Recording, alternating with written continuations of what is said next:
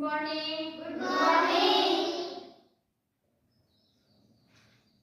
तर आज आपण मंथन परीक्षेसाठी किंवा स्कॉलरशिपसाठी एक प्रश्न येत असतो बघा, तो या ठिकाणी शिकणार आहोत आणि कृती उत्तर शिकणार आहोत. तर प्रश्न मी फळ्यावर लिहिलेला आहे. हा प्रश्न तुमच्यापैकी कोण वाचतं रे? वाच वैभव.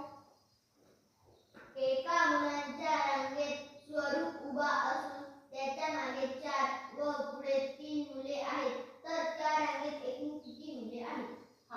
एका मुलांच्या रांगेत स्वरूप उभा असून त्याच्या मागे 4 व पुढे 3 मुले आहेत, तर त्या रांगेत एकूण किती मुले आहेत? आता आपण या ठिकाणी प्रॅक्टिकली शिकणार आहोत कृतीयुक्त. स्वरूप उभा राहा. स्वरूपच्या मागे 4, स्वरूपच्या मागचे 4 उभे राहा. आणि स्वरूपच्या पुढचे 3 उभे राहा. आता किती झालं बरं हे? कोण मोजतं? भूमी मोज ग. 1 2 3 4 5 6 7 8. Very good. भूमीने उत्तर सांगितले की 8 विद्यार्थी झाले.